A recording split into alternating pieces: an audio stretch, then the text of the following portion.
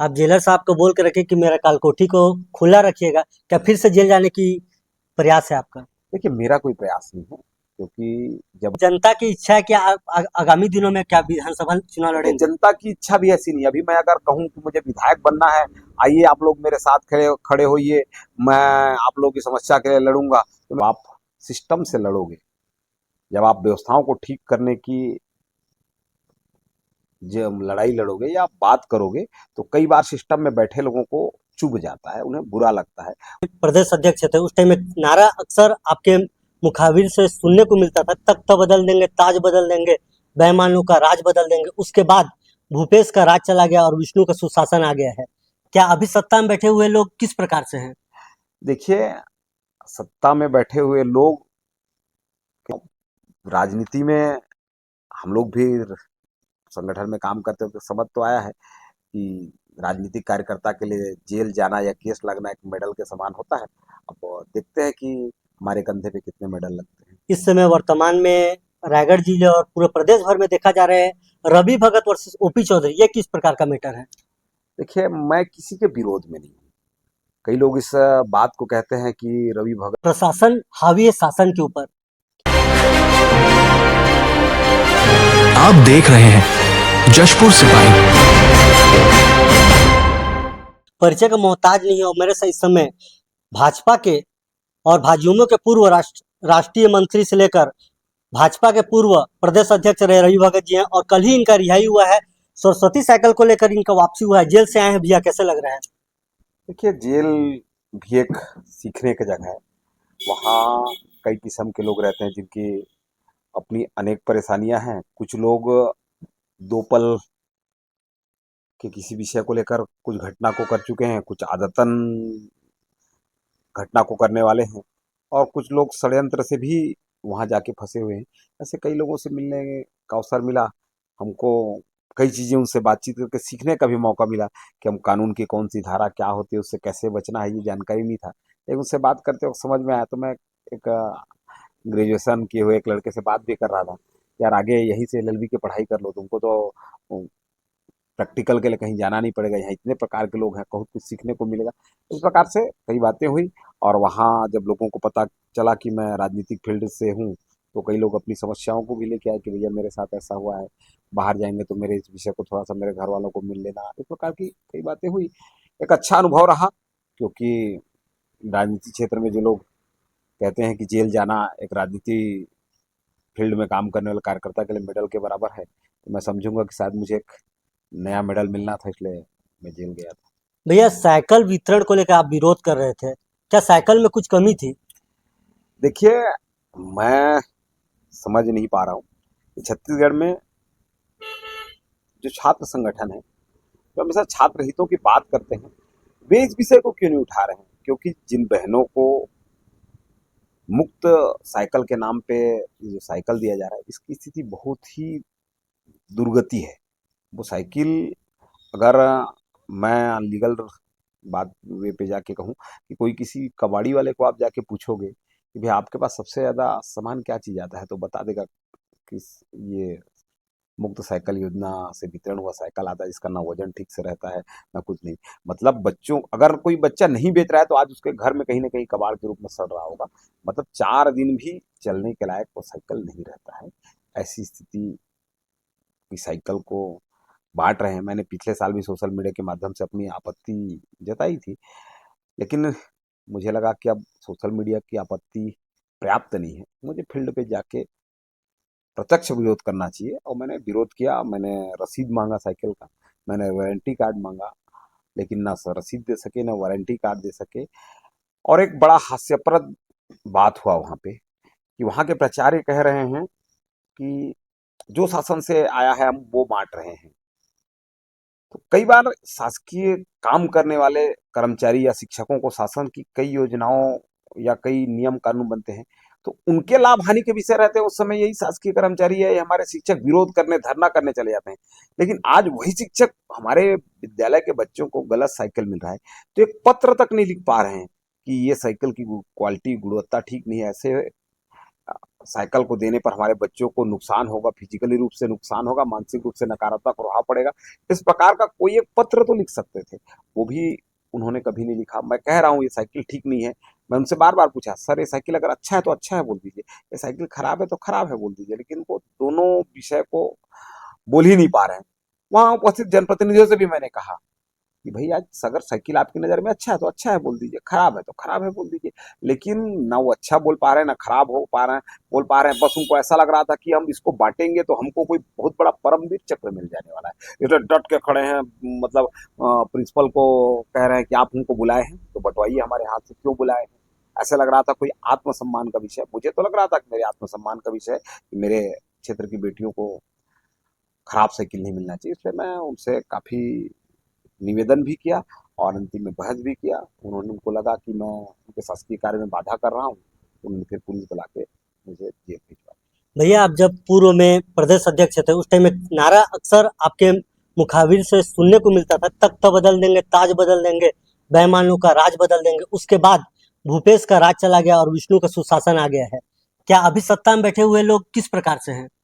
देखिए, सत्ता में बैठे हुए लोग के साथ हमने काम किया है और उन्हें उन्हीं विषयों को याद दिला रहा है कि जिन विषयों को लेकर हमने सड़क पे आंदोलन किया था। मैं आज बेशक भाजपा में नहीं हूँ, लेकिन भाजपा में रहते हुए जिन नीतियों को मैंने सीखा समझा, उन नीतियों पे चलने का प्रयास कर रहा हूँ कि हम अंतिम पंक्ति के व्यक्ति तक सुशासन पहुंचाने की बात कहते हैं।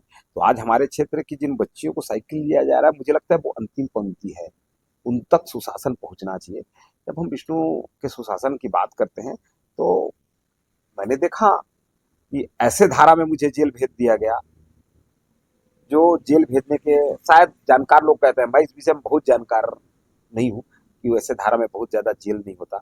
और जब जेल हुआ तो तहसीलदार के पास दोबारा जब बेल के लिए लगाया गया तो तहसीलदार क्या करता है, खेलने का स्वरूप देखेगा कि जो जमानत का कागज लगाया है, पहले मैं वो पटवारी को एक शब्द नहीं निकल रहा है, मैं जारी करूंगा, पटवारी जाके देखेगा कि जिस पट्टे को आपने प्रस्तुत किया है जमानत के लिए उतना जमीन है कि नहीं है, वो आकलन करेगा, प्राकलन या आकलन कहते हैं, तब जाके हम जमानत के विषय में कुछ विचार करेंगे। मतलब उनका पूरा मनसा था कि ये जो हम आने वाले समय में कल आंदोलन होना 1 तारीख को, उस आंदोलन को फेल करने के लिए मुझे 3 तारीख तक जेल में रखने का।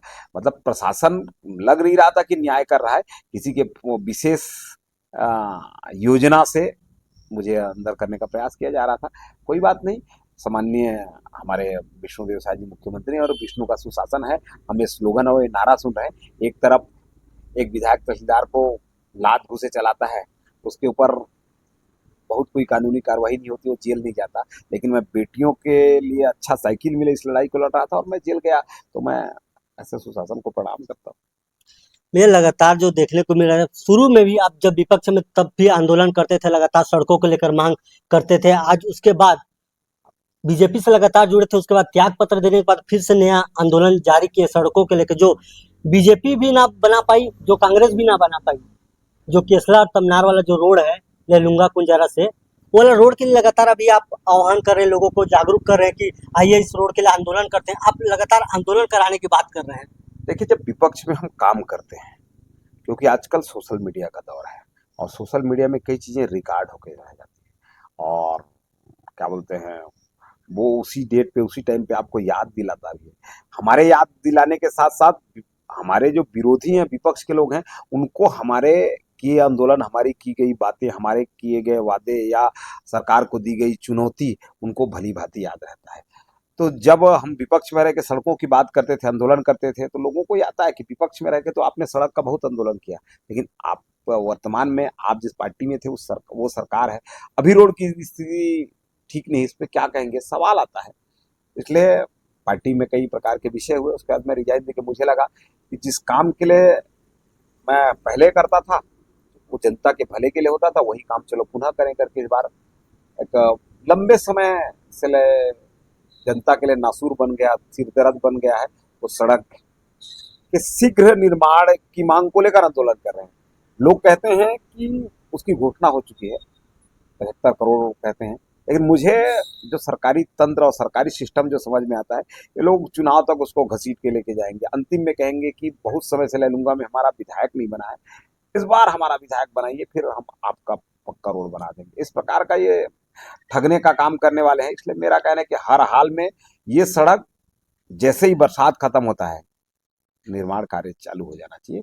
अभी बरसात चल रहा है, इस परिस्थिति में को भी देखते हुए कैसे चलने लायक सुगम हो सके, उतना शायद 20 लाख कुछ स्वीकृत करा के लाए हैं, वो 20 लाख से चलने लायक रिपेयरिंग हो जाना चाहिए, जल्द से जल्द होना चाहिए। ये सिर्फ कल होगा परसों होगा, अभी तो टेंडर नहीं लगा है। इस प्रकार की घुमाने वाली बात जनता को ना हो, इसलिए सड़क पर उतर के संघर्ष करने का प्रयास कर रहे हैं। जनता भी साथ आ रही है, क्योंकि लंबे समय 20-25 साल की उनका दर्द है, और उस दर्द को वो ही जानते हैं जो लोग उस सड़क पे चलते हैं। इसलिए कल बड़ा आंदोलन है, और मैं आग्रह करूंगा कि कल आप आइए, क्योंकि आपका जहाँ रहते हैं वो लेलूंगा से बहुत दूर नहीं है। भैया एक और बात मैं आपको जो है इस वक्त पूरा प्रदेश जानना चाहता है, आखिर इसी रोड और इसी क्षेत्र को लेकर लेलुंगा क्षेत्र से लेकर पूर्व बीजेपी भी यहाँ विधायक रहे हैं और वर्तमान में कांग्रेस भी रही है। क्या इन दोनों जो भाजपा और कांग्रेस से जो कार्य नहीं हो पा रहा है सड़कों को लेकर हो चाहे किसी भी लेकर जिसको आप मुद्दा बना रहे हैं, क्या आगामी दिनों में आप विधानसभा चुनाव लड़ेंगे निर्दलीय? देखिए ऐसा है कि इसमें भाजपा के भी विधायक रहे, कांग्रेस के भी विधायक रहे, उन्होंने अपने स्तर पर प्रयास किया होगा। मैं किसी के प्रयास को नहीं नकारता, मैं ये नहीं कहूंगा उन्होंने कोई प्रयास नहीं किया होगा। उन्होंने अपने स्तर पर प्रयास किया। मैं क्योंकि अभी निर्णायक भूमिका में नहीं हूँ, इसलिए जनता के बीच जाके एक जन आंदोलन खड़ा करने का प्रयास कर रहा हूँ। और राजनीति अभी से कुछ नहीं कहा जा सकता, कई बार समय तय करता है कि आपको किस दिशा में जाना है, क्या करना है। इसलिए अभी तो जनता के बीच में जनता नहीं नहीं, लेकिन जनता की इच्छा है कि आगामी दिनों में क्या विधानसभा चुनाव देखिए, लड़ेंगे? जनता की इच्छा भी ऐसी नहीं है। अभी मैं अगर कहूँ कि मुझे विधायक बनना है, आइए आप लोग मेरे साथ खड़े खड़े होइए, मैं आप लोगों की समस्या के लिए लड़ूंगा, तो मेरे साथ 4 लोग नहीं आए, स्पष्ट है। मैं भी कल जाके अगर केसला तोलगे रोड की ओर पर कहूँ कि आइए मेरे साथ लड़िए, मैं विधायक चुनाव लड़ूंगा और इस रोड के लिए मैं कांग्रेस भाजपा से लड़ूंगा कहूंगा, तो मेरे साथ 4 लोग नहीं आएंगे। ये दुनिया की सच्चाई है। इसलिए मुझे लगता है कि अभी मुझे जनता के हित के लिए जो काम हो सके, प्रशासन के द्वारा, शासन के द्वारा जो शासकीय योजना बनाई गई है, उस योजनाओं में जो अव्यवस्था है, उन अव्यवस्थाओं को ठीक करने के लिए मैं प्रयास करूंगा, जनता के साथ लड़ूंगा। कभी जनता को लगेगा या परिस्थितियां बनेगी तो चुनावी राजनीति में जाएंगे, नहीं तो जिस स्वभाव से हम जाने जाते हैं कि जनता के लिए लड़ना लड़ना, उसी स्वभाव के साथ काम करते रहें। वर्तमान में अभी किसी दल में आप नहीं है, तो क्या आगामी दिनों में क्या कांग्रेस ज्वाइन करेंगे या फिर बीजेपी का फिर से दामन थामेंगे आप?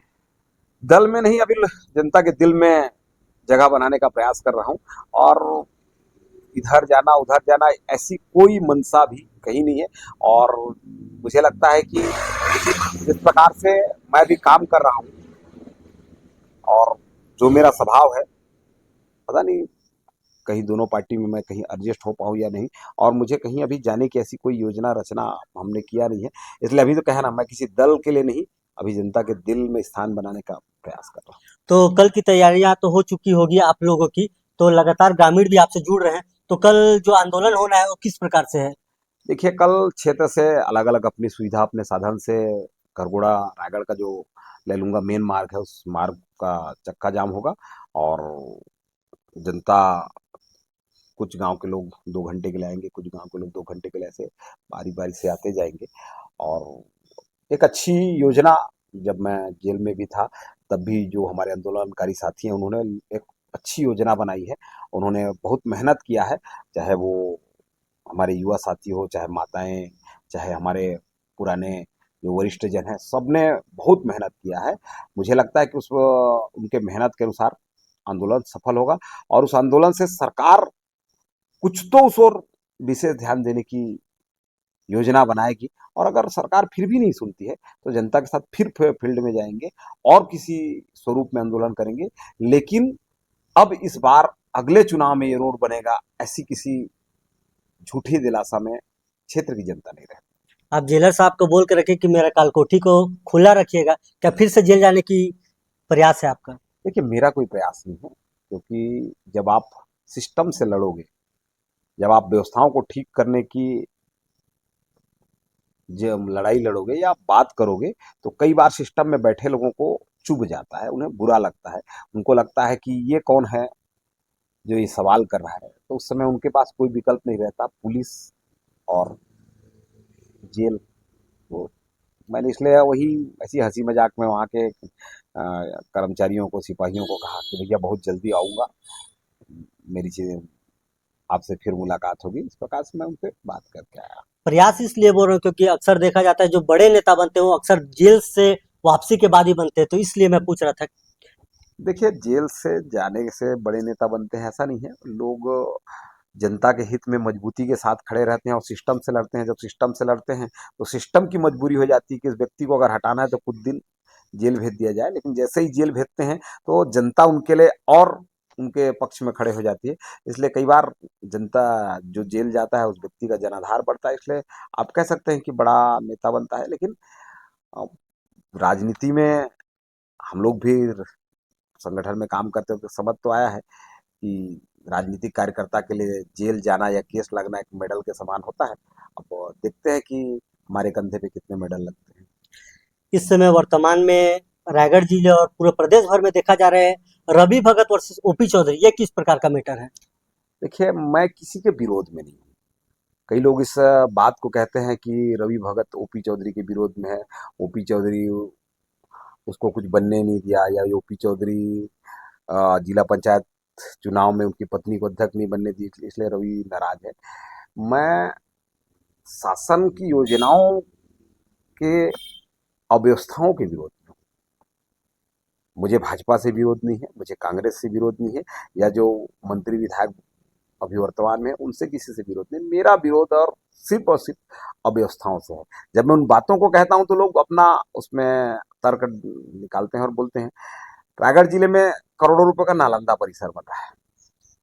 नालंदा परिसर का अभिनंदन स्वागत ओपी चौधरी जी की, क्योंकि खुद एक बड़ी परीक्षा पास करके आए हैं। इसके कारण उनको लगता है कि नालंदा परिसर बनाने से इस क्षेत्र में और भी अच्छे कलेक्टर एसपी रैंक के या बड़े अधिकारी रैंक के लोग पढ़ के निकलेंगे। उनकी अच्छी सोच है कि वो नालंदा परिसर की बात करते हैं, और बनाने के लिए उनके योजना से छत्तीसगढ़ के विभिन्न शहरों में भी नालंदा परिसर बन रहा है। लेकिन उस नालंदा परिसर तक जा कौन पाएगा? आज बी ऑफिस से एक सूचना निकालवा लीजिए जाके कि लैलूंगा में कितने विद्यालय भवन विहीन हैं, कितने विद्यालय जर्जर हैं, तो आपको एक लंबी सूची पकड़ा देगी।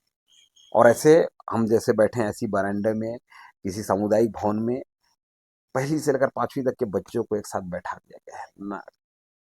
5 क्लास के बच्चे पढ़ेंगे कैसे? तो मुझे लगता है कि नालंदा परिसर बनाने से पहले प्राथमिक विद्यालयों की स्थितियों को सुधारना था। आपको लाइब्रेरी अच्छी देनी थी, तो जो विकास खंड के मुख्यालय में ऑलरेडी कॉलेज बने हुए हैं, आप वहाँ अच्छी लाइब्रेरी खोल सकते हैं, या जो हमारे विभिन्न ट्राइबल हॉस्टल हैं उस पर लाइब्रेरी खोल सकते थे। ये करने की उनकी योजना होनी चाहिए थी। पहले मुझे लगता है कि हम जिस अंतिम पंक्ति की बात करते हैं उनको ठीक करना था।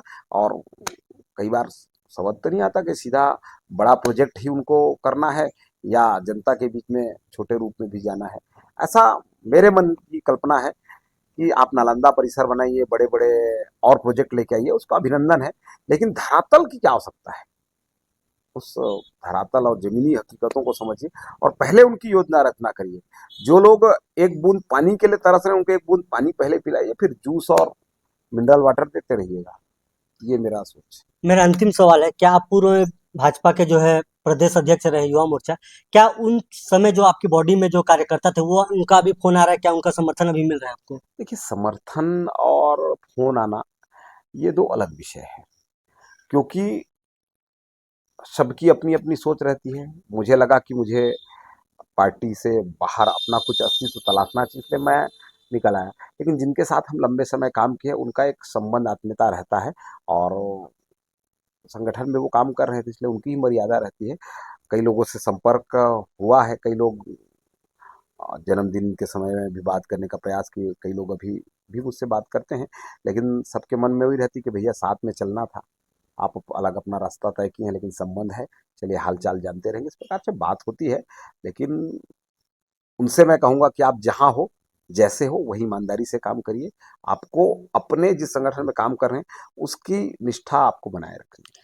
प्रदेश में एक और लगातार जो है युवा मोर्चा के काफी ज्यादा कार्यकर्ता सोशल मीडिया में देखने को मिलता है अधिकतर, कि प्रशासन हावी है शासन के ऊपर, इसको आप किस प्रकार से देखते हैं?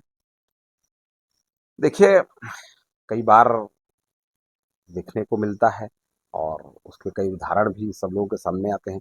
कई हमारे युवा मोर्चा के कार्यकर्ता इस पीड़ा को व्यक्त भी करते हैं कि हम जब विपक्ष में थे तो कार्यकर्ताओं में उत्साह बढ़ते थे, काम करो यार, काम करो, काम करो, हमारा शासन आएगा तो बहुत कुछ चीज़ें बदलेंगे, हम अच्छा करेंगे। और अभी वो जो चीज़ें नहीं हो पाती है, तो कई बार कार्यकर्ता पूछ उठता है, भैया आप तो बोले थे कि सरकार आएगी तो ऐसा होगा, वैसा होगा, नहीं हो रहा है।